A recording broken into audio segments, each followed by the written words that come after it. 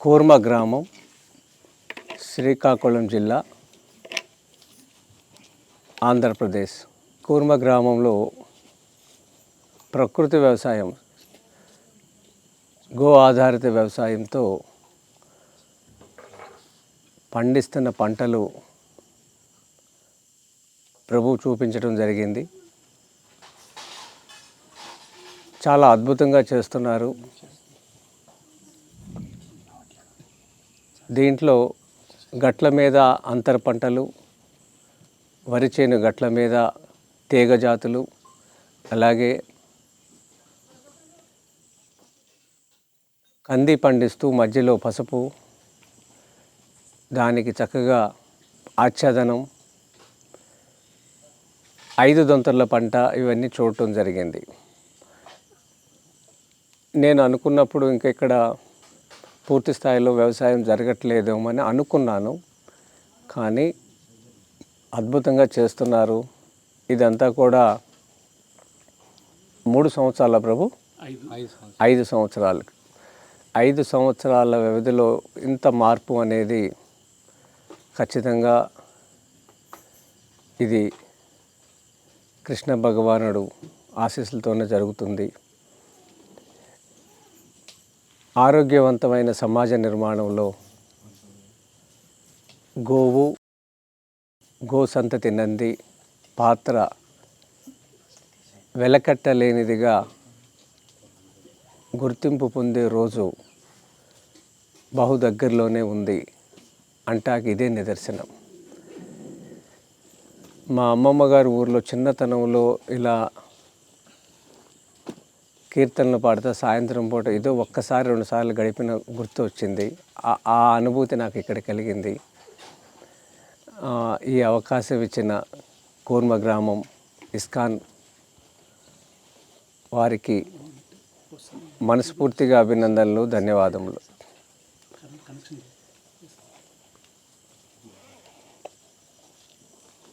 గోవు, గోమయం, గోచర భూములు, గో ఆధారిత వ్యవసాయం, ఇది లేకుండా ఈ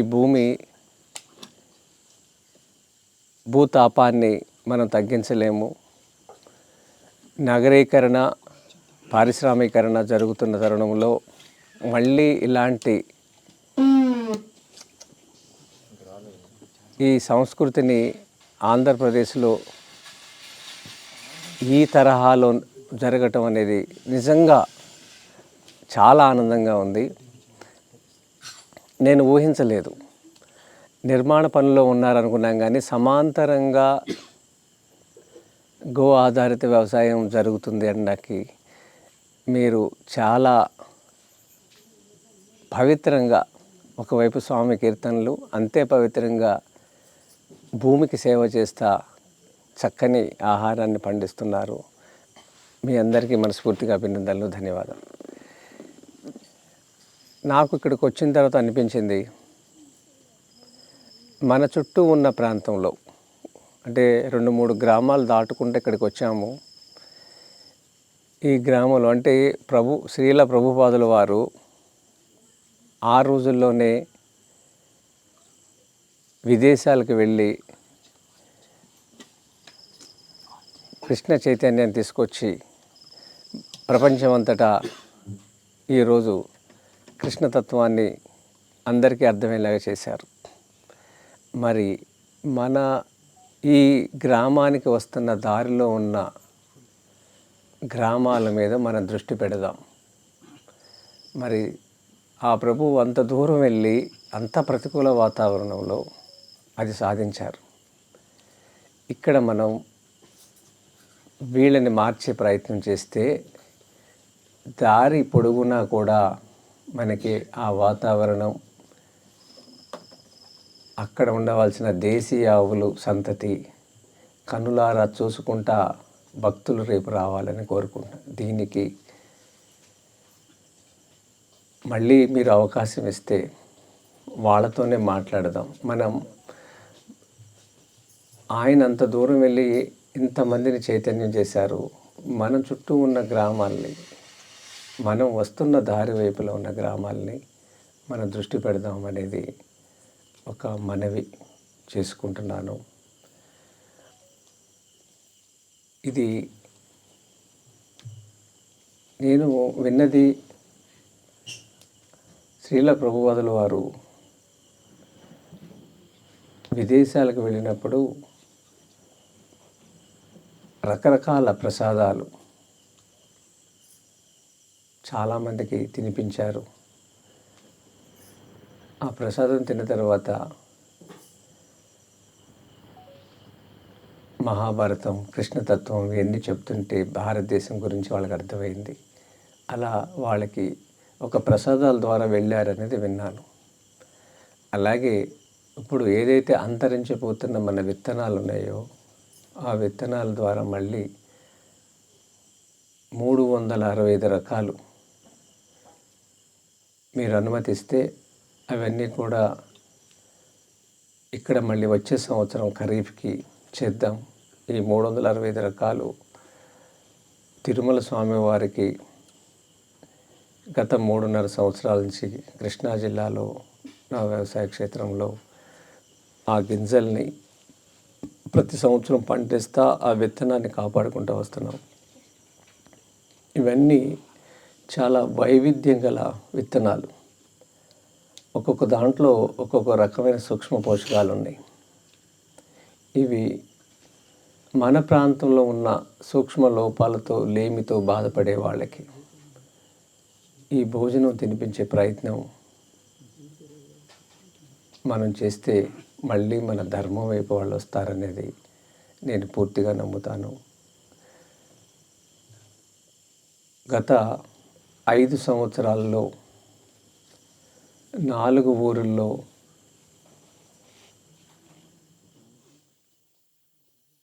ఈ తరహా ప్రసాదాలతో అన్న ప్రసాదాలు వండించి ఇత్తడి గిన్నెలో వండి ఒక 100 మందిని ఎంపిక చేసుకొని ఆ 100 మందికి రకరకాల శారీరక సమస్యలు ఉన్న వాళ్ళకి గోమయంతో కళాపు జల్లి అక్కడ గోవిందనామాలు చెప్పుకుంటూ అక్కడ ఈ ప్రసాదాలు అన్న ప్రసాదాలన్నీ కూడా చేసి 45 రోజుల పాటు 100 మందికి ఇలా తినిపించడం జరిగింది. అలా 4 ఊర్లో చేయడం జరిగింది ఈ 5 సంవత్సరాలలో. అక్కడ ఎక్కడా కూడా పాలేకర్ గారి వ్యవసాయం గురించి మాట్లాడటం కానీ విత్తనాల గురించి మాట్లాడటం కానీ చేయలేదు.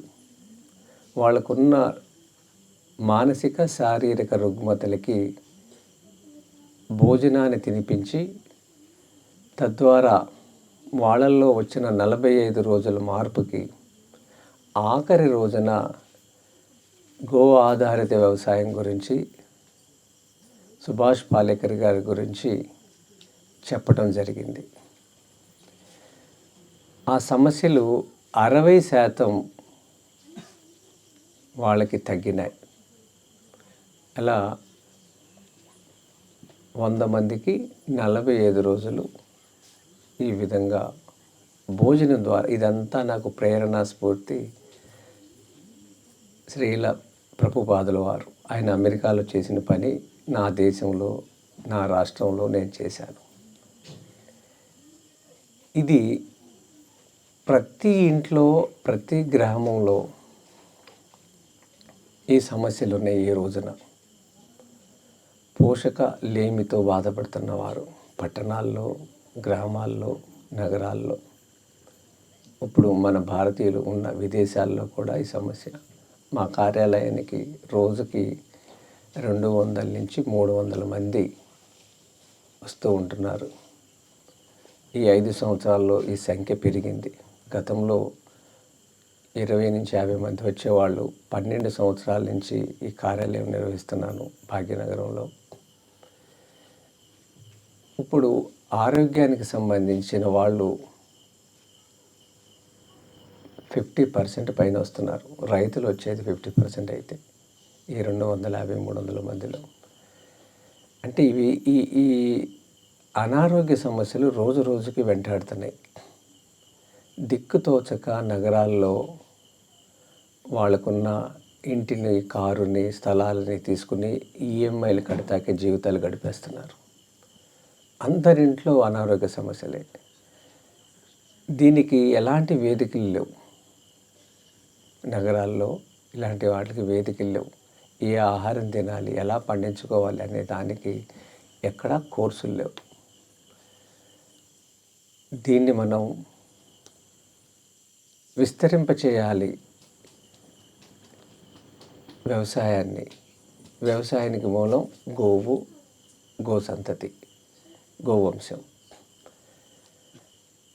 సాధారణ మానవుడికి అర్థం కాని విషయాలు ఆహారంతోనే ముడిపెట్టి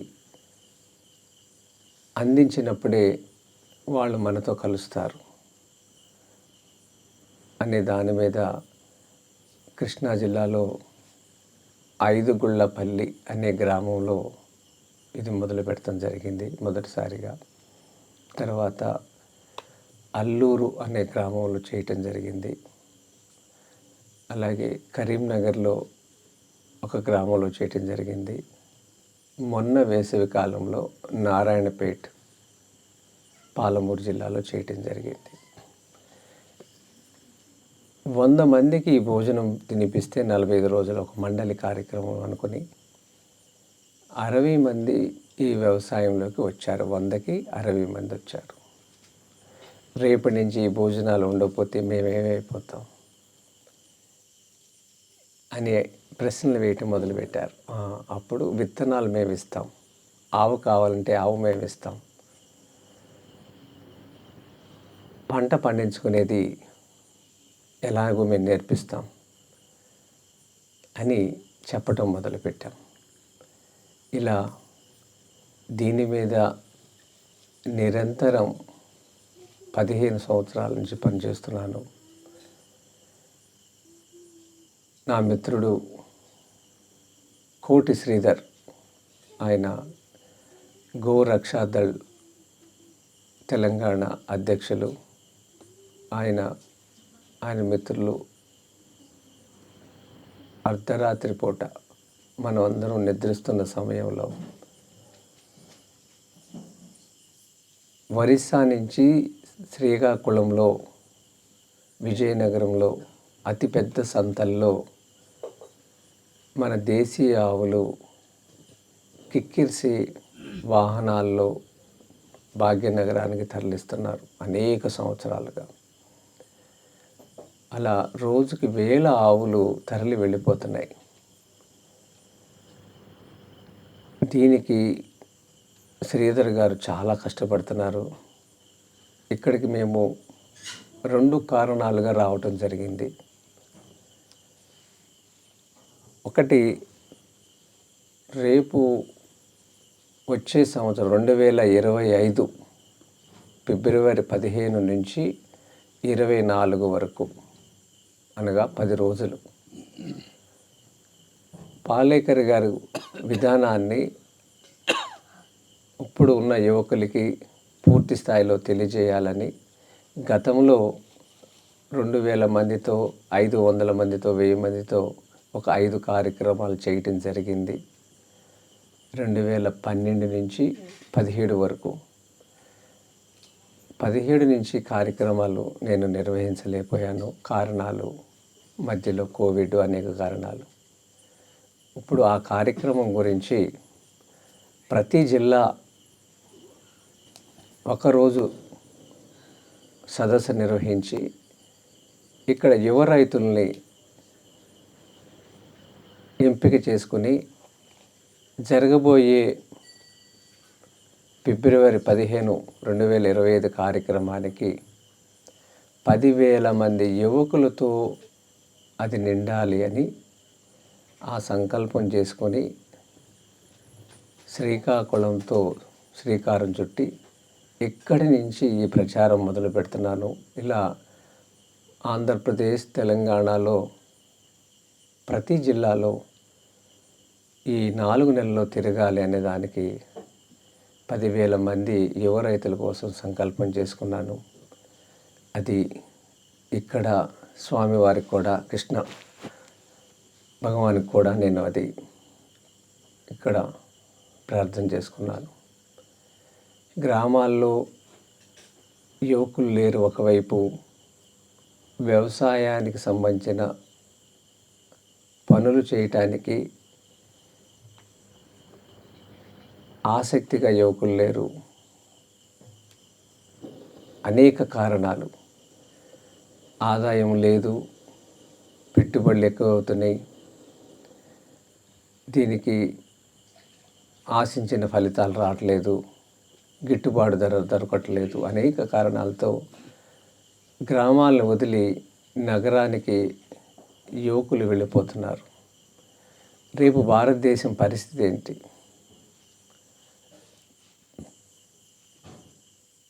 మనం ఒకవైపు కృష్ణ చైతన్యాన్ని ప్రచారం చేస్తూనే సమాంతరంగా గోవు యొక్క ప్రాధాన్యతని, నంది యొక్క ప్రాధాన్యతని ప్రచారం చేస్తూనే ముందుకు వెళ్ళటానికి ప్రయత్నాలు జరగాలి. యువకులు గ్రామాల్లో లేకపోతే, మొన్న ఒక గ్రామానికి వెళితే ముక్కుతాడు వేయటానికి మనుషులు లేరు. నందిని 2 సంవత్సరాల తర్వాత ఆపలేరు. నందికి ముక్కుతాడు వేయటానికి ఊరు మొత్తం మనిషి లేడు. ఇంకా దాన్ని ఎవరు అదుపులో తీయలేరు. శికుమార్ కట్టే మనిషి లేడు, అల్లే మనిషి లేరు, తాడు అల్లే మనిషి లేరు. దూడకి తాడు ఎంత దూరం కట్టాలి అనే దానికి తెలియట్లేదు. ఆ దూరం తెలియకపోతే తల్లికి దగ్గరికి వెళ్ళాలని ఆరాటంలో అక్కడే చుట్ల తిరిగి మెడకి ఆ తాడు బిగుసుకుపోయి ఉరి వేసుకుని దూడ చనిపోయింది. తల్లి చూస్తానని ఉంది. ఆ చిన్న ఇది కూడా ఆ నైపుణ్యం గల వ్యక్తులు గ్రామాల్లో లేకపోవటం, ఇది అత్యంత భయంకరమైన విషయం, బాధాకరమైన విషయం. ఇవన్నీ ఎవరు నేర్పాలి? ఎవరు నేర్చుకుంటారు? అందుకనే దీనికి ఈ చేతి వృత్తులకు సంబంధించి నైపుణ్యం గల మనుషులను తయారు చేయటం అనేది మనం చేయాలి. ఎందుకంటే లేకపోతే రేపు వ్యవసాయంలో ఉన్న పనులు చేయటానికి, పనిముట్లకి సమయానికి తగ్గట్టు చేయాల్సిన వాళ్ళకి శిక్షణ ఇవ్వటానికి పెద్దలు లేరు. ఇది చాలా అవరోధం. ఇది ఎవరు గమనించట్లేదు. పుస్తకాలు చదువుతారు, తెలుసుకుంటారు, కానీ ప్రాక్టికల్గా చేసే మనుషులు లేరు. కాబట్టి దీనికి భవిష్యత్తులో ఒక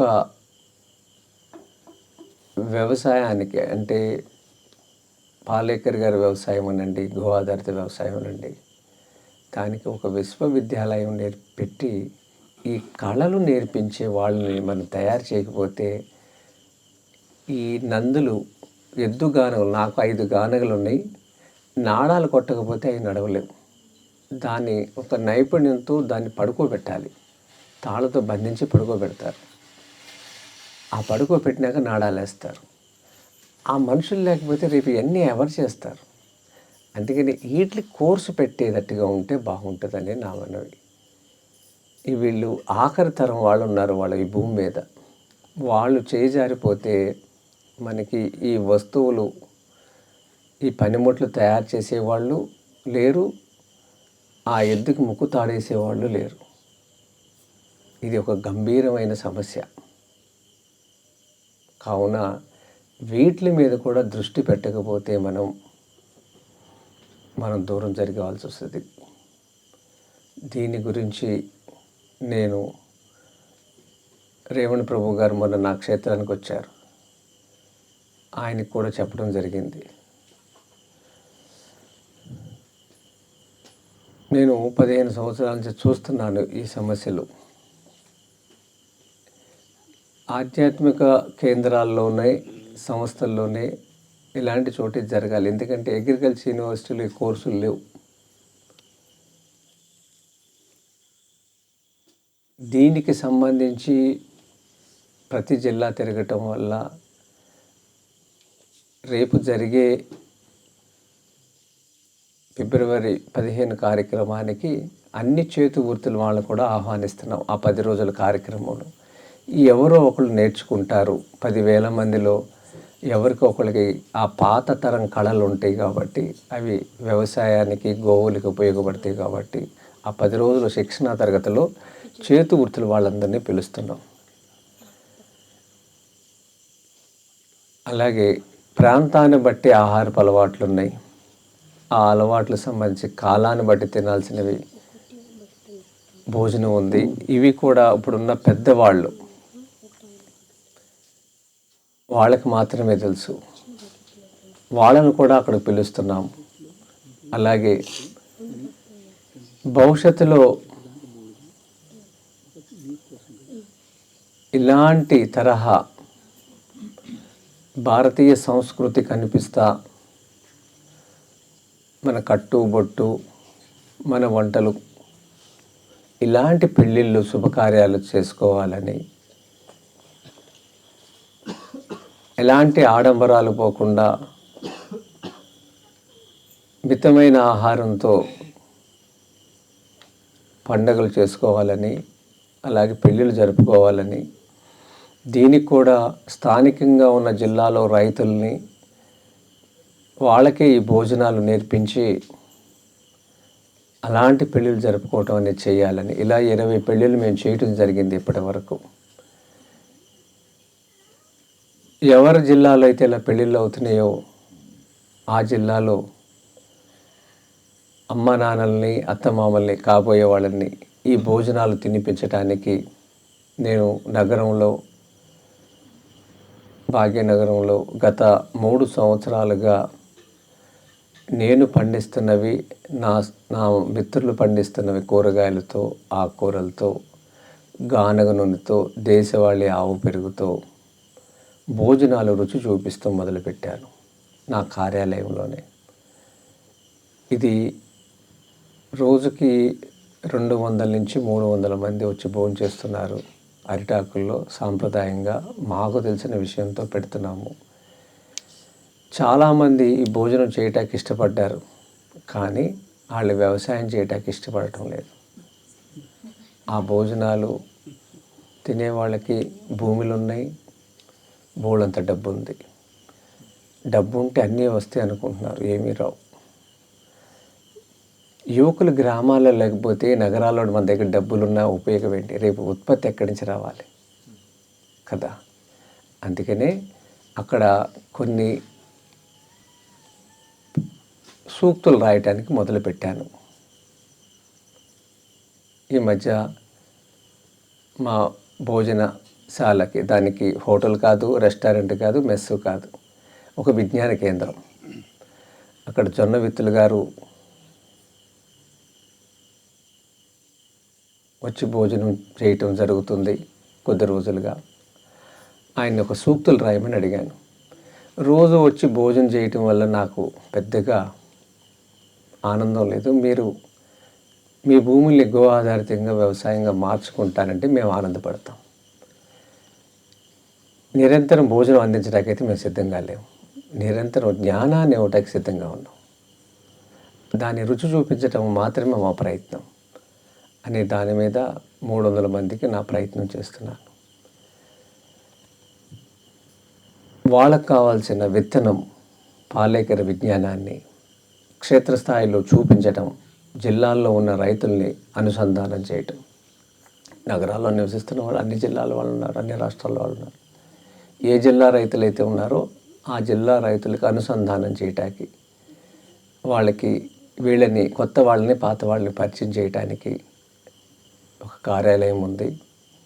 ఇలా ప్రతి జిల్లాలో చేస్తున్న వాళ్ళు రైతుల నెంబర్లు ఉన్నాయి, వాళ్ళు ఏ పంటలు పండిస్తున్నారన్న వివరాలు ఉన్నాయి. ఇలా ఒక 25,000 మందికి ఈ విధంగా శిక్షణ ఇవ్వటం జరిగింది ఇప్పటి వరకు. 3 లక్షల మందికి రాబోయే 7 సంవత్సరాల్లో నేను ఇది పూర్తి చేయాలి. దానికి 10,000 మందికి ఏకకాలంలో 10 రోజులు 5 సంవత్సరాల నుంచి ప్రయత్నం చేస్తూ ఇది ఇప్పుడు వాళ్ళు తేదీలు ఖరారు చేయడం జరిగింది. రామచంద్ర మిషన్లో ఇది కార్యక్రమం జరుగుతుంది. శాంతివనం ఇది భాగ్యనగరానికి 40 కిలోమీటర్ల దూరంలో బెంగళూరు హైవే నుంచి 8 కిలోమీటర్ల లోపలికి శంషాబాద్ దాటిన తర్వాత ఉన్నది. అక్కడ 10 రోజులు కూడా ఈ తరహాలోనే మేము మా రైతులు పండించిన వస్తువులతోనే 100 సంవత్సరాల క్రితం ఎలాంటి భోజనం, హరిత విప్లవానికి ముందు ఎలాంటి ఆహారం ఉండేదో అలాంటి ఆహారం 100కి 100% ఆల్కలైన్ ఫుడ్, ఆల్కలైన్ వాటర్ ఇస్తున్నాం. ఇది ఆసక్తి ఉన్నవాళ్ళు, యువ రైతులు, అలాగే కొత్తగా పెళ్ళైన వాళ్ళు ఉన్న 5 సంవత్సరాల పిల్లలతో ఉన్నా సరే వాళ్ళని కూడా రమ్మంటున్నాం. పిల్లలు కూడా వస్తే పిల్లలకు సంబంధించిన కార్యక్రమాలు కూడా అక్కడ చేస్తున్నాం. వాళ్ళకి సంబంధించిన ఆటలు, పాటలు, బొమ్మలు ఇలాంటివి. 10 రోజులు అమ్మ నాన్నతో వదిలేసి ఉంటాం, పిల్లల కష్టం. 10 రోజులు ఇల్లు వదిలేసి ఉంటాం, ఆయనకి కష్టం. కాబట్టి అందరూ కలిసి కార్యక్రమానికి రమ్మంటున్నాం. మనం ఇప్పుడు చేయకపోతే భవిష్యత్తు చాలా కష్టం. ఇది ఇస్కాన్ వాళ్ళు కూడా దీన్ని ఎవరైతే మీకు సంబంధించిన వాళ్ళు, మీకున్న భూముల్లో ఇలా చేద్దాం అనుకునే వాళ్ళు పూర్తి స్థాయిలో 10 రోజులు వింటే చాలా విషయాలు అర్థమవుతాయి. 10,000 మంది ఆలోచనలతో ఉంటారు యువకులు అక్కడ. వాళ్ళందరితో కూడా వాళ్ళ చేస్తున్న అనుభవాల్ని మాట్లాడించడం జరుగుద్ది. అలాగే దేశవ్యాప్తంగా విత్తనం మీద పనిచేస్తున్న విత్తన ఉద్యమకారులు కూడా సుమారు 200 మందిని ఆహ్వానిస్తున్నాం. అలాగే భారతదేశంలో ఔషధ మొక్కలు ఎవరైతే నర్సరీలు ఉన్నాయో వాళ్ళను కూడా అక్కడికి పిలిపిస్తున్నాం అందుబాటులోకి. ఒక మధ్యప్రదేశ్లోనే 150 రకాల వెదురు చెట్లు ఉన్నాయి.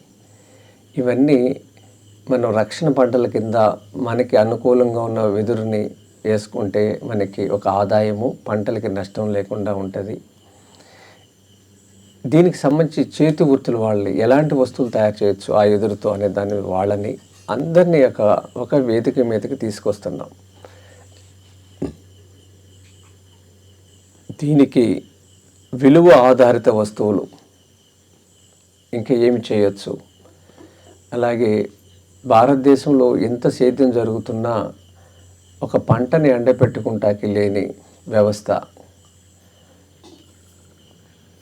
అవి కూడా సోలార్ డ్రైర్స్ సంబంధించిన వాళ్ళని పిలుస్తున్నాము.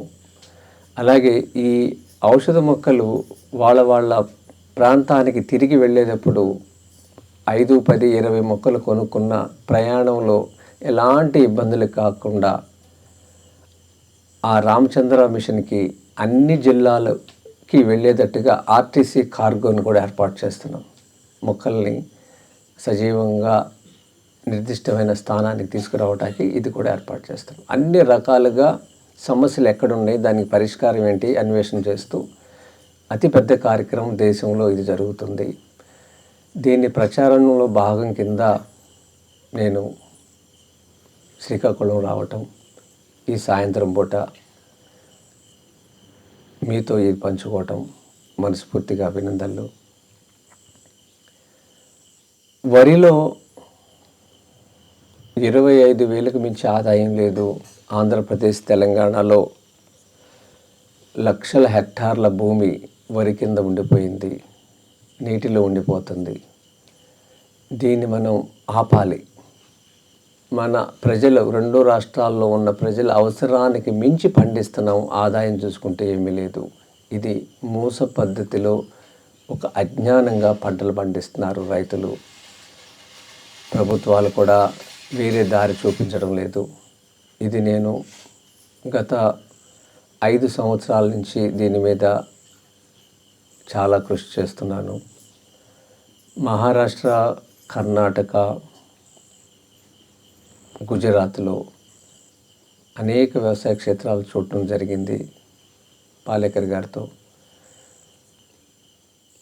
3 లక్షల నుంచి 5 లక్షల రూపాయలు ఒక ఎకరంలో సంపాదిస్తున్న వారిని నా కళ్ళారా చూడటం జరిగింది. దీనివల్ల రైతులు, యువకులు మళ్ళీ గ్రామాల్లోకి వస్తారు, నగరాలను వదిలిపెట్టేయాలి. అది అరకొరక డబ్బులు చాలక పెట్టుబడులు ఎక్కువై గిట్టుబాటు ధర లేకుండా వరి పండించి నష్టపోతున్నారు.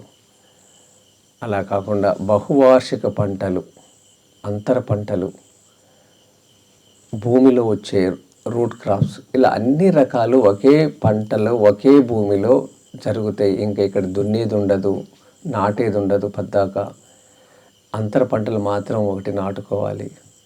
వరిలో వాడే నీటిలో 5% నీటితో ఈ పంటలను మనం చేసుకోవచ్చు. 95% మనం నీటిని ఆదా చేయవచ్చు. భూగర్భ జలాలని ఒత్తిడి లేకుండా చేయవచ్చు. వరిలో ఎక్కువ నీరు పెట్టి తక్కువ డబ్బులు సంపాదిస్తున్నాం. అదే 5 దొంతల పంటలో అయితే తక్కువ నీళ్ళు వాడి ఎక్కువ డబ్బు సంపాదించే మార్గాన్ని చూపిస్తాం. ఇది యావత్ జాతికి సంబంధించిన సమస్య. అంతర పంటలు లేకుండా ఏక పంటతో చేయటం వల్ల భూతాపం పెరుగుతుంది. వీటిలన్నిటి మీద సమగ్రవంతమైన అవగాహన కల్పిస్తాం. దీనికి ఇస్కాన్ వాళ్ళు కూడా దేశవ్యాప్తంగా దీని మీద చర్చ పెట్టి ఈ కార్యక్రమానికి అటు భక్తుల్ని అలాగే ఇస్కాన్లో ఉన్నవారిని కూడా ఈ కార్యక్రమానికి పంపిస్తే మేలు జరుగుద్ది. ఎందుకంటే ఇన్ని గోవులు నగరానికి వస్తున్నాయి అంటే అజ్ఞానంతో రైతు అమ్ముకుంటడం వల్ల జరుగుతుంది. జ్ఞానాన్ని అందించాల్సిన సమయం ఇది, సరైన సమయం. కాబట్టి 10,000 మందిని మనం మారిస్తే, ప్రతి గ్రామం నుంచి ఒక పాలేకర్ని తయారు చేస్తే ఆ ఊరికి వెలుగు నింపగలుగుతాం. ఇది మనం అందరం కలిసి చేయాల్సిన కార్యం.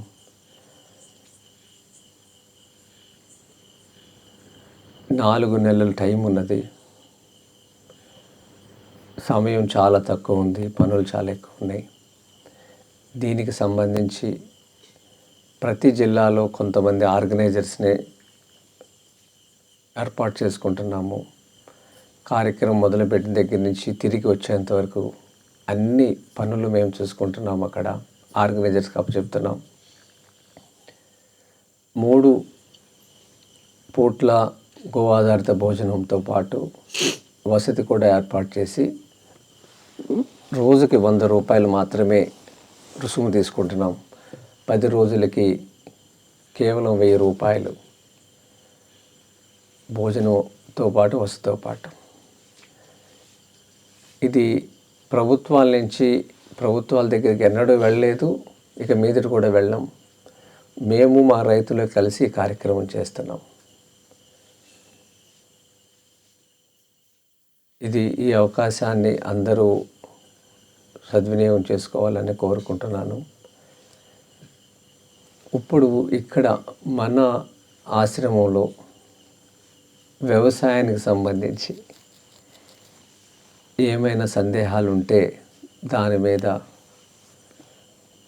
కాసేపు నాకున్న అనుభవాన్ని చర్చించుకుందాం. ఇంకొక 5-10 నిమిషాలు సమయం ఉన్నది. ఎలా తీసుకువెళదాం దీన్ని?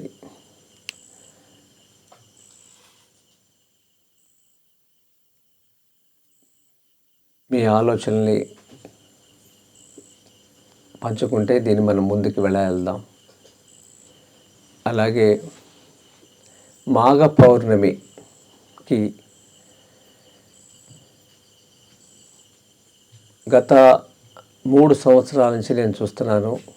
ఇందూరు తిరుమల, తెలంగాణలో ఇందూరు తిరుమలలో దిల్ రాజు అనే ఒక సినిమా ప్రొడ్యూసర్ ఉన్నారు. వాళ్ళ బ్రదర్ నరసింహారెడ్డి గారు ఆయన వెంకటేశ్వర స్వామి దేవస్థానం నిర్మాణం చేసి గ్రామంలోనే అక్కడ దేశీ విత్తనాలతో 25 రకాల దేశీయ విత్తనాలతో ఒక 30 ఎకరాలకు పైగా సేద్యం చేస్తున్నారు. గ్రామంలో రైతుల్ని మమేకం చేసి వాళ్ళతో కలిసి పనిచేస్తూ ఇంతమందిని ఆయనతో పాటు వాళ్ళని కూడా కలుపుకుని పంట పండిస్తున్నారు. అక్కడ ఎద్దుగానుగ పెట్టారు, గోవులు ఉన్నాయి. దీంతో పాటు ప్రతి మాఘ పౌర్ణమికి సంతానం లేమితో బాధపడే మన ధర్మంలో ఉన్న పెళ్ళైనాక సంతానం లేమితో బాధపడే యువకులకి ఒక చక్కని దివ్య ఔషధం ఇస్తున్నారు ఆయన మన దేశీయ విత్తనాలతో. ఇది నా కనులారా 3 సంవత్సరాల క్రితం చూశాను. 1000 మందికి పైన ఆ రోజు వచ్చారు. ఈ ఫలితాలు ఎంత ఉన్నాయి అంటే 99% ఉన్నాయి. ఇది ఎక్కడా ప్రచారం జరగట్లా. దీంట్లో హైయెస్ట్ 15 సంవత్సరాలు పెళ్ళైనా కూడా వాళ్ళకు కూడా పిల్లలు పుట్టారు. ఇది నన్ను గెస్ట్గా పిలిచినప్పుడు వెళ్ళినప్పుడు నేను కనులారా చూశాను. అది నేను అడిగి నేను చేస్తాను, ఆ ఔషధం యొక్క పద్ధతులు ఏంటి, దాన్ని ఎలా తయారు చేయాలి అడిగి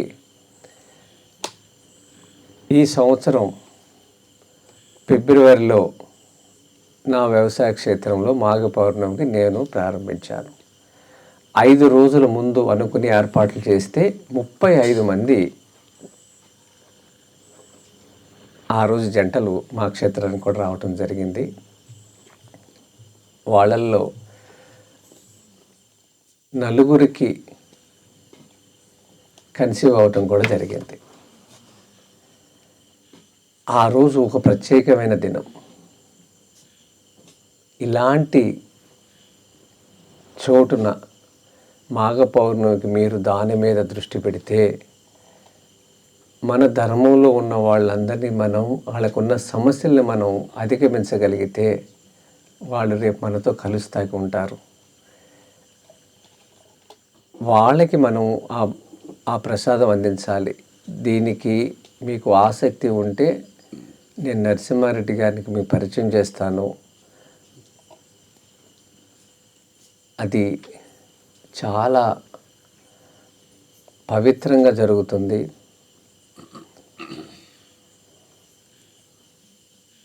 నేను 5 రోజుల ముందు ఉన్నాను కాబట్టి నేను ఆ సమయంలో నేను చేయగలిగింది అంతవరకు చేయగలిగాను. నాకున్న సమాచారం ప్రకారం ఇప్పుడు వరకు ఇంతమంది కన్సీవ్ అయ్యారు. ఇది నిజానికి ఇప్పుడు నేను చెప్తున్న మాట రికార్డ్స్లో లేకుండా చూడండి. ఇది ఏంటంటే ఆ రోజు వెన్నెల్లో ఆ దివ్యమైన శక్తి ఉన్నది. నేను ఆయన అడిగాను, ఏంటి ఈ ప్రసాదంలో ఉన్న ప్రత్యేకత అంటే, భార్యాభర్తలు కలిసి వెన్నెల్లో కూర్చోవటంలో ఆ శక్తి వస్తుంది. ఈ రోజున ఎవరు కూర్చోవడం లేదు. నగరీకరణ, నగరాల్లో వెన్నెల కనపడదు. ఆ వెన్నెలకి ఆ శక్తి ఉంది.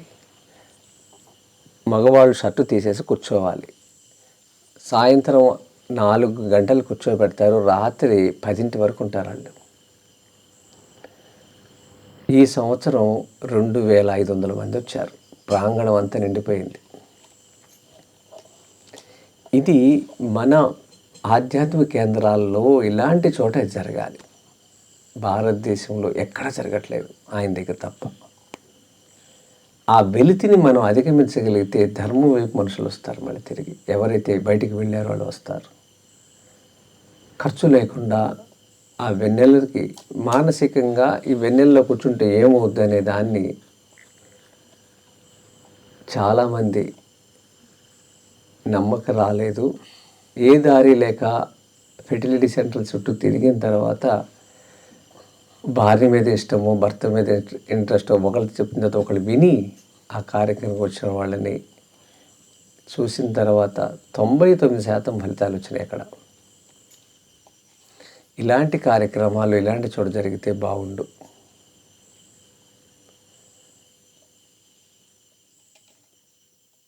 ఇది అవసరం. గతంలో ఫెర్టిలిటీ సెంటర్లు అనేది లేవు నగరాల్లో. ఒక 8 కిలోమీటర్లు హైటెక్ సిటీ నుంచి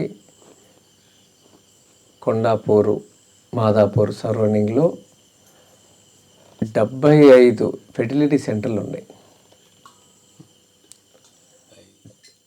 అది ఇప్పుడు కాదు, 4 ఏళ్ల క్రితం ఉన్న సర్వే. ఇప్పుడు ఇంకా ఎన్ని పెరిగినాయో తెలియదు. ఇవన్నిటికి మనం జీవనశైలి, మనం తింటున్న పోషక విలువలు లేని ఆహారం, మనం సమాజం ధరిస్తున్న జీన్స్ ప్యాంట్లు, అండర్వేర్స్, ఇవన్నీ కూడా రక్త ప్రసరణ జరగకుండా ఇవన్నీ జరుగుతున్నాయి. దీనికి ఎక్కడా కూడా ఎవరు చెప్పడం లేదు. ఇలాంటి విషయాలు చెప్పడానికి కూడా మీరు శిక్షణ తీసుకుంటే బాగుంటుంది అనేది నా మనవి.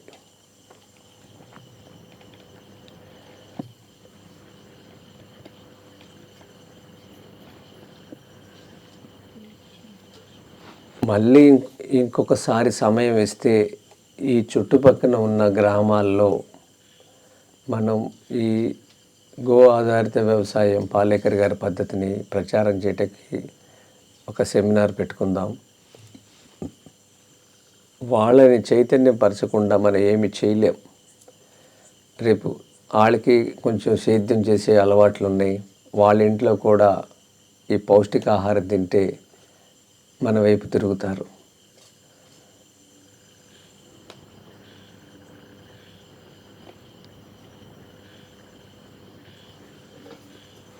మీరు ఏమైనా మన వ్యవసాయం గురించి ఏమైనా అడదలుచుకుంటే దానికి నాకు తెలిసిన విషయాలు చెప్తాను. నాకు ఇచ్చిన సమయం పూర్తి కావస్తుంది. కొన్ని ప్రశ్నలు ప్రభు. ఒకటి, మీరు చెప్పినట్టుగా వరి వేస్తూ నీరు వేస్ట్ చేస్తున్నాం ఒక విధంగా చూస్తే. కానీ పల్లపు భూముల్లో వర్షాకాలంలో వరి కాకుండా ఇంకేం చేయగలం? అంటే ఏ విధంగా మనం కొండల నుంచి వచ్చింది చాలా వాటర్. ప్రభు, దీనికి ఏం చేయాలంటే మనం వేసవి కాలంలో చేయవలసిన పనులు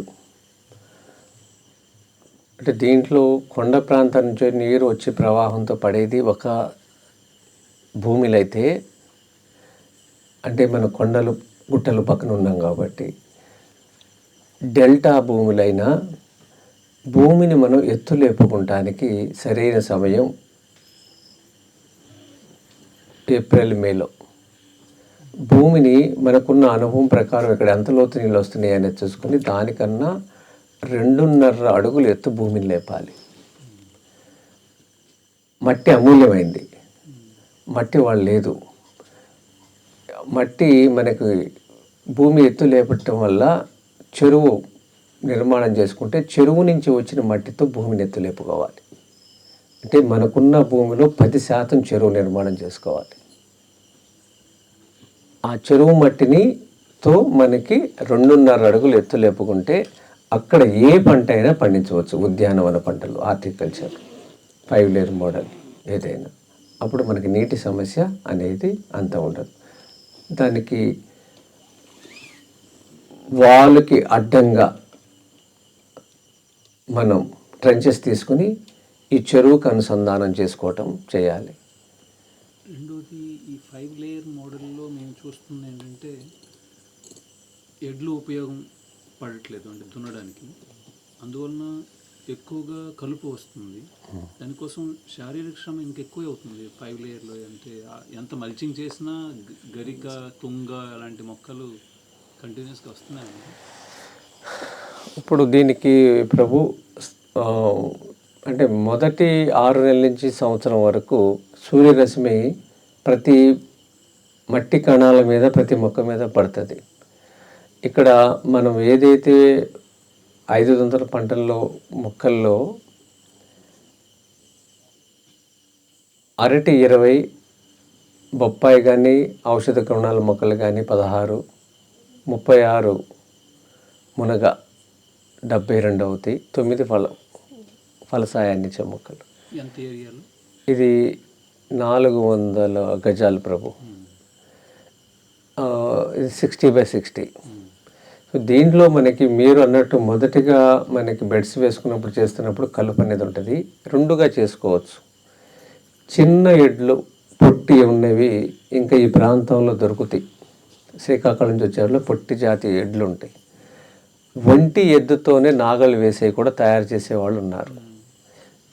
దాంట్లో మనం గుంటుక సాయంతో మనం కలుపు తీసుకోవటం. పెద్ద ఎడ్లకైతే కుదరదు. చిన్న ఎడ్లు మీకు అనుకూలం ఇక్కడ ఉన్నవి.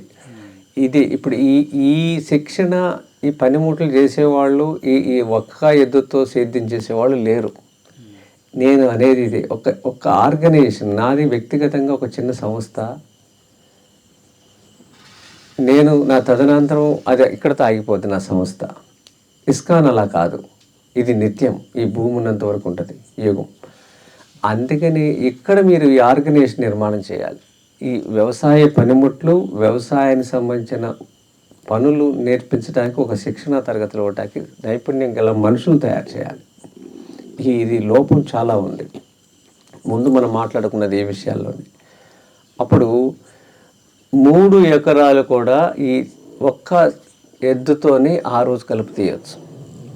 కేవలం సాళల్లోది కాబట్టి మొక్కలు తగ్గకుండా. అది మనం యంత్రంతో తీయాలన్నా మనుషులతో తీయాలన్నా ఖర్చు ఎక్కువ పెరిగిపోతుంది. ఆ కాలువల్లో ఒంటి ఎద్దు బండి ఎలాగ ఉంటుందో అలాగే ఒంటి ఎద్దుతోనే గుంటుకులు చేసేది కూడా ఉన్నది. ఇవి మనం ఆ పరికరాలు, పనిముట్లు తయారు చేయాలి, మనుషులు తయారు చేయాలి. ఈ 5 లేయర్ మోడల్ అనేది ఎక్కడైనా సక్సెస్ఫుల్ మేము చూడడానికి ఎక్కడెక్కడ చూడగలం? మీకు గుజరాత్, మహారాష్ట్ర, కర్ణాటకలో నెంబర్లు మీకు ఇప్పుడే ఇస్తాను. మన ఆంధ్ర, తెలంగాణ దీనికోసమే ఈ 10,000 మందికి శిక్షణ ఇవ్వటానికి మొదలుపెట్టాం. ఇది నా పొలంలో ఉంది. నేను చేసి 3 సంవత్సరాలు. రేపు డిసెంబర్ వస్తే 3 సంవత్సరాలు. వికారాబాద్లో చేసి రేపు ఫిబ్రవరి వస్తే 4 సంవత్సరాలు. ఇది చూడొచ్చు వచ్చి. ఇది నేను వ్యవసాయానికి, పాలేకర్ ప్రచారానికి నేను తిరుగుతున్న 2 రాష్ట్రాల్లో కాబట్టి ఎవరైనా నా వ్యవసాయ క్షేత్రానికి వస్తే సులువుగా అర్థం కావటానికి ఒకే ఒక బాక్స్ నిర్మాణం చేసి తెతిమీదంతా కూడా కూరగాయలు, ఆకుకూరలు, జాతులు, వేరే వేరే పంటలకు పెట్టుకున్నాను. ఆ సింగిల్ బాక్స్ చూస్తే మీకు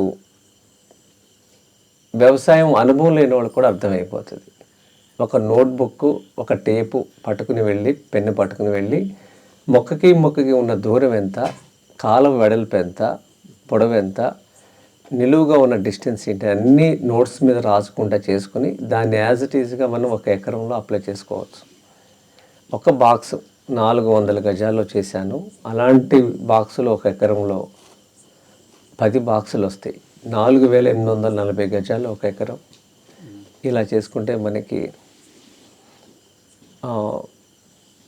4,000 గజాల్లోనే అయిపోద్ది. తెతిమది ఇంటర్నల్ రోడ్స్ మనం పండించినవి తెచ్చుకోవటానికి రోడ్ల కింద వాటిని ఉపయోగించుకున్న నికరంగా 10 బాక్సులు వస్తాయి. నేను 1 బాక్స్ చేశాను. 1 బాక్స్లో 1 సంవత్సరంలో 30,000 రూపాయలు నాకు ఆదాయం దాంట్లో వచ్చింది.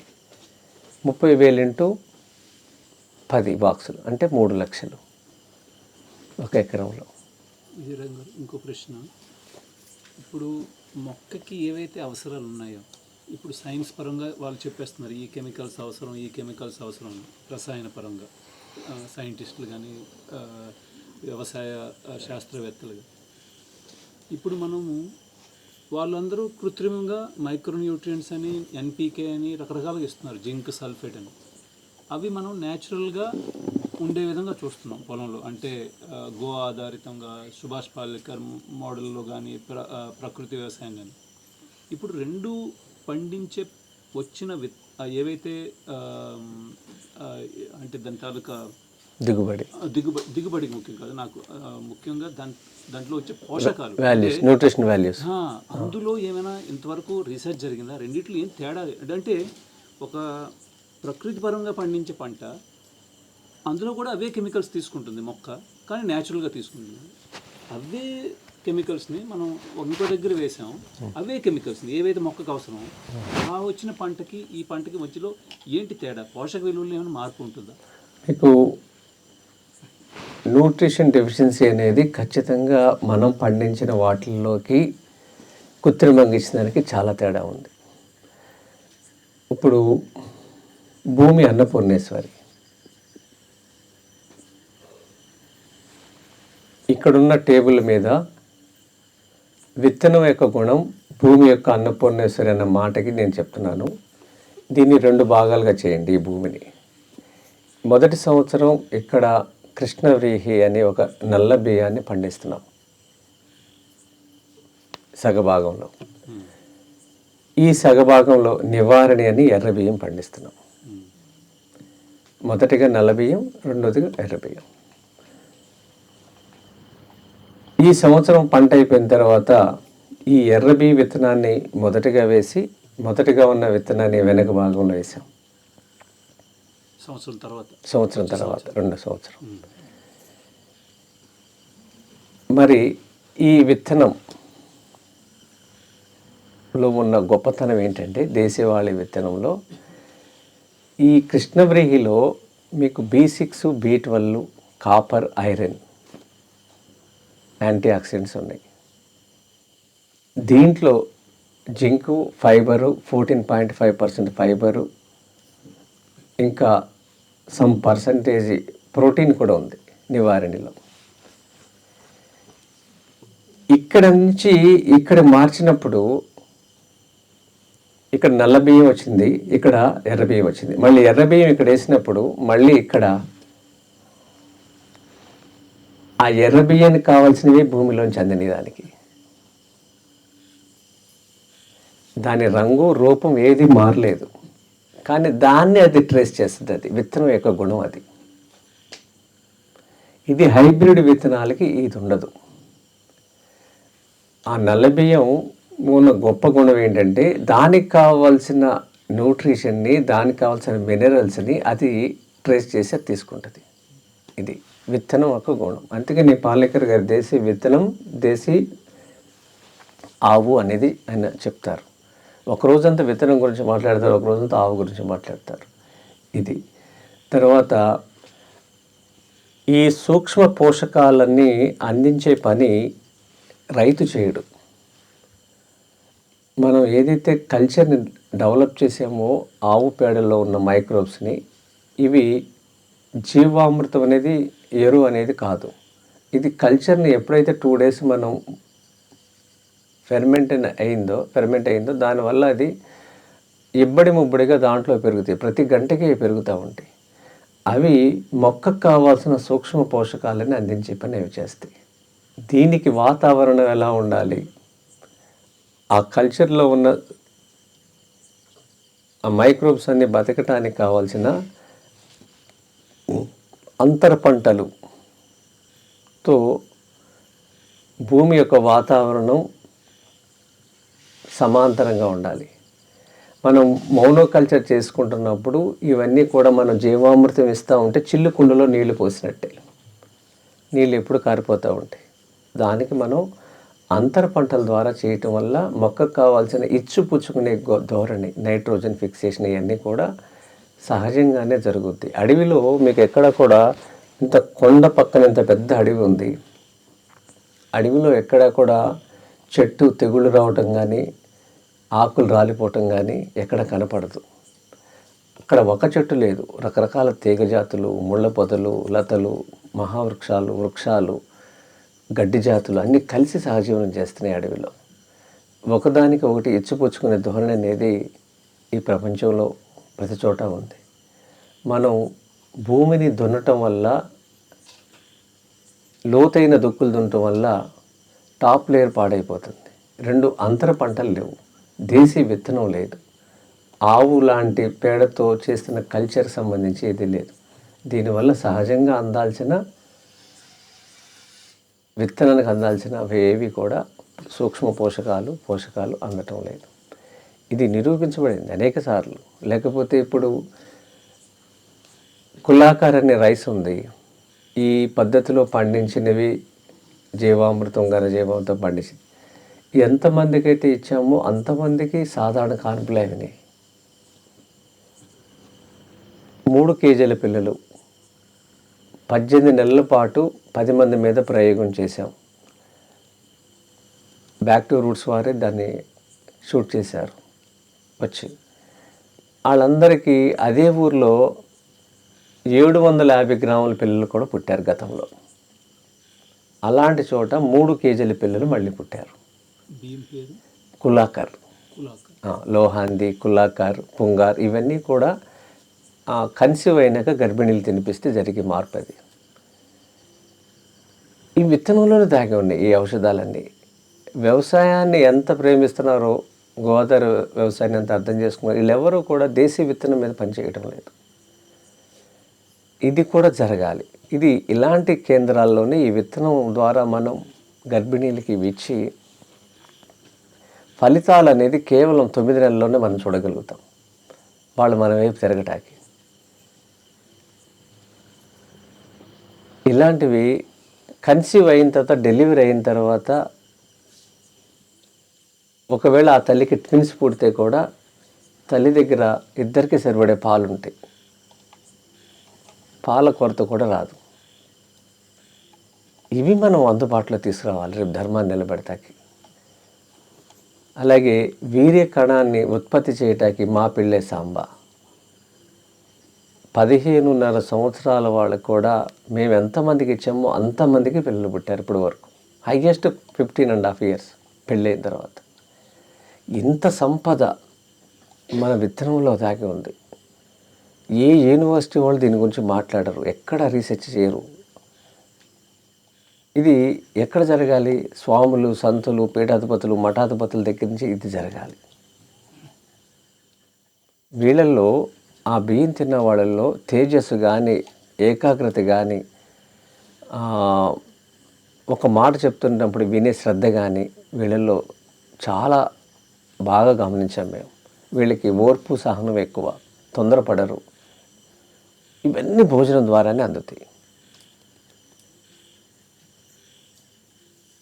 వీటిని ప్రయోగాత్మకంగా మీరు మీ చుట్టుపక్కల ఉన్న ఈ ఈ ఈ గ్రామాల్లో వాళ్ళకి ఇది మీరు కొన్ని నెలల పాటు, కొన్ని సంవత్సరాల పాటు ఏదైనా మీరు ప్లాన్ చేసుకుని బడ్జెట్ చేసుకొని చేయండి. నేను నా వ్యవసాయ క్షేత్రంలో 18 నెలలుగా నేను చేశాను. నేను మొన్నే 3 నెలల క్రితమే దాన్ని ఈ కార్యక్రమం కోసం నేను దాన్ని ఆపాను తాత్కాలికంగా. మా ప్రవీణ్కి కూడా తెలుసు అది అక్కడ అలా జరిగినవి. ఒకటి కాదు, చాలా అనుభవాలు ఉన్నాయి. తినే ఆహారంతో శరీరంలో ఉన్న రుగ్మతలు, మోకాళ్ళు నొప్పులు, అరికాళ్ళు మంటలు, కృష్ణవ్రీహి అది ఎరువుతోనే సేద్యాలు జరిగినవి. అంటే గోవర్ధనగిరి అన్నారు కదా, అది కూడా గోమయమే అదంతా.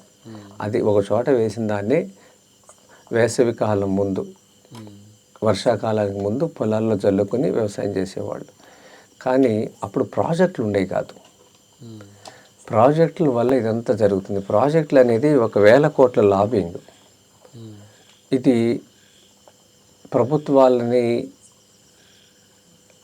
వరికి తగ్గ అనుకూలంగా మార్చేసి పెట్టుబడిదారులందరూ కూడా ప్రాజెక్టులు నిర్మాణం చేసి నీళ్ళు ఇస్తాం అనేది చేశారు. ఈ నీళ్ళు అనేది అవసరం లేదు నిజానికి, ఎన్ని ప్రాజెక్టులు కట్టకూడదు. మరి ఈ భూమి మీద ఎన్నో రాజ్యాలు వెలిసినాయి, పాలన చేశారు రాజులు. వాళ్ళు ఎవరికి ఆహార కొరత రాల. భారతదేశంలో చెరువులు ఉండేవి, చెరువుల ఆధారంగా పంటలు జరిగినాయి. మనం ప్రాజెక్టులు కట్టడం వల్ల ఏమవుతుందంటే భూముల్ని ప్రాజెక్టు కన్నా లోతు చేసి మట్టిని వేరే దానికి వినియోగించి నీరు వదిలితే గ్రావిటీ మీద నీళ్ళు రావటం చేయటం వల్ల మనకి ఇష్టం ఉన్నా లేకపోయినా వరి పండించాల్సిన పరిస్థితి వచ్చింది. మన పక్క పొలం వాళ్ళు వరి చేస్తుంటే మనం అది చేయాలి. నేను కూరగాయలు చేస్తాను, దుంపలు చేస్తాను, లేకపోతే బహువార్షిక పంటలు చేస్తాను, హార్టికల్చర్ చేస్తానంటే కుదరదు. ఎందుకంటే నీళ్ళు సీపేజ్ ఉంటే ఏ పంట రాదు. ఇలా కొన్ని లక్షల హెక్టార్ల భూమిని విధ్వంసం చేసి వైవిధ్యం, పక్షులు, కీటకాలు నివాసం, జంతువులు అనేక లేకుండా చేశారు. అంటే మనకి చూస్తాకి వరి అనుకుంటున్నాం, పశువులు తిరుగుతాకి గోచర భూములు ఖాళీ అయిపోయినాయి మట్టిని తీయటం వల్ల. వర్షం ఉంటే మట్టిలో బురదలోకి ఆవులు వెళ్ళాం, గోచర భూముల్లో అంటే ఈ మట్టిని తీసేశారు. పారిశ్రామికరణ, గృహాల అవసరాలకి ఇలా వాడుకుంటూ వెళ్ళిపోయి మట్టిని తీసేయటం వల్ల నీరు అన్ని పొలాలకి వెళ్ళేటట్టు తయారు చేశారు. ఇది చాలా ప్రమాదకరం. భూమిని ఎంత నీళ్ళల్లో ఇలా పెట్టేసేసి ఏ మొక్క బతకకుండా చేయటం వల్ల ఎథిలిన్ గ్యాస్ రిలీజ్ అయిపోతుంది. దీనివల్ల గ్లోబల్ వార్మింగు. రెండోది, ఒక పక్షి వాలటానికి చెట్లు లేదు. వరి చేనులో ఎక్కడ చెట్లు ఉంటాయా? మరి ఇవంతా సమతుల్యతని నాశనం చేసేసాం మనం. మళ్ళీ మనం మనకున్న భూమిలో వరి అవసరానికి మించి మాత్రమే పండించాలి. అలా ఆంధ్రప్రదేశ్, తెలంగాణలో 80% భూమి వరికి అనుకూలంగా మార్చేశారు. ప్రతిమాయాన్ని బయట కొనుక్కుంటున్నాం. అలా కాకుండా మన ఇంటికి మన తినే ప్లేట్లో ఎన్ని రకాల వంటలు ఉన్నాయో, ఎన్ని రకాల వస్తువులు ఉన్నాయో, నూనె గింజలు, పప్పు గింజలు, కూరగాయలు, ఆకుకూరలు, పళ్ళు అన్నీ కూడా మన పొలంలో, మన గ్రామంలో ఉండాలి. అది వైవిధ్యం. దీనివల్ల అనేక పక్షుల నివాసం ఉంటాయి, కీటకాలు వస్తాయి, తుమ్మెదలు వస్తాయి. ఇవన్నీ వృక్ష సంపదను పెంచేవి మనకి పనికి వస్తాయి. భూమిని మళ్ళీ అలా మార్చుకోవాలి. ఇప్పుడు మీరు అన్నారు నీళ్ళు ఎప్పుడో వచ్చేస్తున్నాయి. ఆ నీళ్ళని మనకి ఈ పరిమితం చేసి ఈ పంటకు మరికి ఉంచి తదిమీద భూమిని ఎత్తిలేపాలి. ఎత్తిలేపినప్పుడు మీరు ఏ పంట అయినా పెట్టుకోవచ్చు. భూతాపం తగ్గేది అప్పుడే. వరితో భూతాపం తగ్గదు. బహువార్షిక పంటలతోనే భూతాపం తగ్గుద్ది, చెట్లతోనే భూతాపం తగ్గుద్ది. లేదా ఈ టెంపరేచర్ ఇంకా పెరుగుతూనే ఉంటుంది. మరి మీరు ప్రభుత్వ స్థాయికి ఎందుకు తీసుకెళ్ళట్లేదు? ఇంత ప్రయోజనం ఉంది, ప్రజలు ఈ విధంగా ఇబ్బంది పడుతున్నారు. అంటే ఇది ఇప్పుడు మనం ఒక ప్రణాళిక రచించి ఇలా చేస్తూ వెళ్తే అందరిలో చైతన్యం వస్తే ఎవరికి వాళ్ళు మారాల్సిందే. కానీ ప్రభుత్వాలు 5 ఏళ్లలో ఇంత దూరం ఆలోచన చేయరు. 5 సంవత్సరాలు గడపటానికి చూస్తారు వాళ్ళు. దూరదృష్టి అనేది ఉండదు. ఇది వ్యక్తి స్వభావం, వ్యక్తి నుంచి రావాల్సిన మార్పులు ఇవి. వ్యక్తి లక్షణం అనుకోండి. వాళ్ళు మార్చాల్సిందే కానీ మార్చలేదు. ఇప్పుడు మనందరం కలిసామనుకోండి, ప్రభుత్వం కాదంది కదా మనం చేసుకుంటానంటే 5 లేయర్ మోడల్ కానీ లేకపోతే ఇంకోటి కానీ చేస్తాను. మనలో మార్పు రావాలి. ఉదాహరణకు ఇప్పుడు గోర సంరక్షణ ఉంది. పూర్వం అంతా గ్రామం గోచర భూములు ఉండేది. కొన్ని వేల ఎకరాల భూమి అవసరం ఆవులకు. ఆవులు అంటే గోశాలంటే కట్టివేయడం కాదు. మరి గోవులు మేపాలంటే మనకు భూములు లేకుండా అయిపోయినాయి. ఇప్పుడు గో సంరక్షణ చేసే వాళ్ళు చాలామంది ఉన్నారు. కానీ అది ప్రభుత్వం లెవెల్లోనే అది సహకారం దొరికితే మన భూమి అనేది దొరుకుతుంది. అదే అసలు గోవు యొక్క ఇంపార్టెంట్. ఒక ఆవుతో ఇన్ని రకాల ఉత్పత్తులు తయారు చేయొచ్చు అనే దానికి పాలకులకి, అధికారులకి ఎవరికీ లేదు జ్ఞానం. ఇప్పుడు ఆవు మూత్రంతో షాంపూ తయారు చేస్తాం. ఇది దేవలాపార్ గో విజ్ఞాన కేంద్రం వాళ్ళు నేర్పిస్తారు భారతదేశం. ఇది నేను 13 సంవత్సరాల నుంచి నేను చేస్తున్నాను నా పొలంలో. పాలతో వచ్చే ఆదాయం కన్నా నాకు మూత్రంతో వచ్చే ఆదాయం ఎక్కువ. పాలు 2 లీటర్లు వేసిద్ది, మూత్రం 10 లీటర్లు వేసిద్ది. ఒక 200 ml షాంపూ బాటిల్ 80 రూపీస్కి అమ్ముతాను. 10 లీటర్ల మూత్రంలో మనం జాగ్రత్తగా పడితే 3-4 లీటర్లు వస్తాయి. 10 లీటర్లు మనకు దొరకదు, రకరకాల ప్రాంతాలు తిరుగుతుంది కాబట్టి. 3 లీటర్లు మనం కాసి మరగబెట్టి బావంచాలు, గంధకచూరాలు, జటామసి ఇవన్నీ ఔషధ సంబంధించిన హెర్బ్స్ ఇవన్నీ వేసి మనం మరగబెడితే 1.5 లీటర్ వస్తుంది. 1.5 లీటర్ అంటే 1200 రూపాయలు. లీటర్ వచ్చి 200 ml వచ్చి 80 రూపీస్. ఇలాంటివి మనం అందుబాటులో తేవాలి. దీంతో నాకు ఆదాయం వస్తుంది నా గోశాల నుంచి. షాంపూ మనం ఎంఎన్సి కంపెనీ షాంపూ వాడుతున్నాం. అలాగే పేస్ట్ ప్లేస్లో పళ్ళ పొడి తయారు చేయటం. ఇవి ట్రైనింగ్ అనేది పెద్ద స్థాయిలో తయారు చేసి ఇస్కాన్ బ్రాండ్తో మీరు అమ్మకాలు చేయాలి. ప్రతి ఇస్కాన్ కేంద్రాల్లో ఇవన్నీ ఉండాలి. ఎప్పుడు పుట్టిన వేల లక్షల సంవత్సరాల నుంచి అవి పరంపర జరుగుతుంది. దీన్ని అందించడానికి ఎవరు లేరు. దీన్ని 7, 8 మేము ల్యాబ్ టెస్ట్కి పంపించాం. దాంట్లో ఎందుకు ఇలా జరుగుతుంది, రాధాకృష్ణ గారు ఇచ్చారు మాపిళ్ళే సాంబార్, గుప్పుడు గింజలు, ఇది సంతానం లేని వాళ్ళకి చాలా మంచిది అని చెప్పారు. ఆయన చనిపోయారు. విత్తనం నా చేతిలో ఉంది. ఇన్ని గింజలు దాన్ని డెవలప్ చేసి పండించి యాదృచ్ఛికంగా నా షాప్లో నా పొలంలో పనిచేసే టాపీ మేస్త్రి 5 ఏళ్ళ నుంచి నా దగ్గర పనిచేస్తున్నాడు. అతనికి పెట్టాం. అతను తిన్నాడు. ఆ రోజు పెట్టల, అతను తిన్నాడు. అందరితో పాటు అతను తిన్నాడు. అలా అక్కడ ఒక 20 రోజులు భోజనం చేశారు. 3 నెలల తర్వాత నా దగ్గరికి వచ్చాడు. నేను తండ్రిని అవుతున్నానండి అంటే నవ్వుతూ వచ్చాడు. అంటే ఇప్పటివరకు నీ పిల్లలు లేరా, నాకు తెలియదు అని అడిగాను. నేను నాకు పెళ్ళి 15 సంవత్సరాలు అయిందండి. అన్ని గుళ్ళు తిరిగేశాను, నాకు ఎక్కడ పిల్లలు పుట్టలేదు. మీ దగ్గరికి వచ్చినాక ఇక్కడ భోజనం చేరినాక నాకు జరిగింది అన్నాడు. నేను పట్టించుకోలేదు. తర్వాత దాని గురించి ఆలోచన చేస్తే అదే ఊర్లో నరసింహ అనే అతనికి ఇచ్చాము. నాగసముద్రం, దారూరు మండలం, వికారాబాద్ జిల్లా, తెలంగాణ.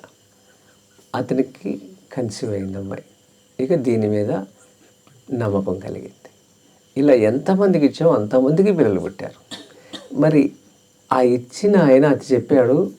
తర్వాత ఆయన లేరు. ఇది నేను ల్యాబ్ టెస్ట్కి పంపించాము. ఇది ఇస్కాన్ వాళ్ళు కానీ ఎవరైనా ఆ 365 రకాలు ఏమేమి దాంట్లో గుణాలు ఉన్నాయి, ఏమేమి దాంట్లో ఉన్నాయి, before food test, after food test చేస్తే మనం మట్టి కుండలో వండి దాంట్లో ఉన్నాయన్నీ బయటకు వస్తాయి. ఇది ఒక నిఘంటు, ఒక పుస్తకం తయారు చేయాలి. ఇది యాక్చువల్గా NIN వాళ్ళు తయారు చేయాలి. National institute of nutrition technology. వాళ్ళు ఎవరు చేయలే. మేము వెళ్ళాం. మాకున్న పనులతోనే మాకున్నాయి అన్నారు. ఎవరు చేయలేదు. ఇలాంటి దాని మీద మీరు దృష్టి పెడితే ఆ పుస్తకం తయారు చేస్తే ఓన్ ల్యాబొరేటరీ పెట్టుకుని ఆ లోపం ఉన్నవాళ్ళు ఆ బియ్యం పండించుకుని తింటే ఈ హాస్పిటల్స్, ఈ టెస్ట్లు, ఈ ఫార్మా ఇండస్ట్రీ అంతా కూడా మూతపడుతుంది. ఎందుకంటే తాతలు ఉన్నప్పుడు ఈ భూమి మీద ఫార్మా ఇండస్ట్రీ లేదు. ఎందుకంటే వాళ్ళన్నీ దేశీయ విత్తనాలతో భూమి చేశారు. 75 ఏళ్ళ నుంచి మనం బీపీటీ, సోనా మసూరి వీటితో తినటం వల్ల మనం ఇలాంటి పరిస్థితికి వచ్చాం.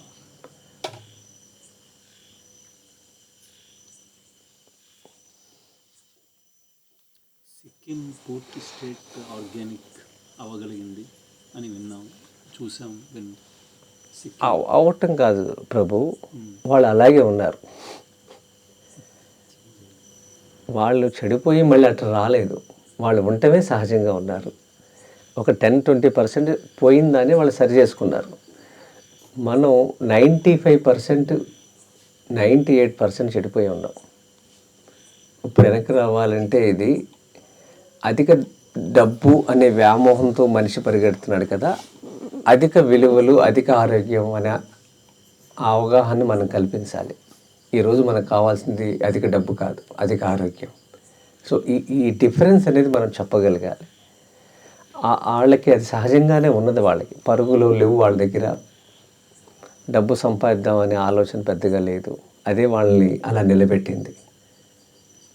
అంతిమంగా డబ్బు సంపాదిస్తే ఆరోగ్యం ఎవరికి రాలేదు, ఈ భూమి మీద రాదు కూడా.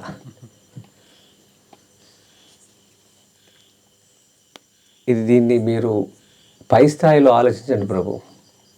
మీరు రావటం, ఇక్కడ ఇంత మారుమూల ఇది నిర్మాణం చేయటం మళ్ళీ ఖచ్చితంగా మంచి రోజుల కోసమే.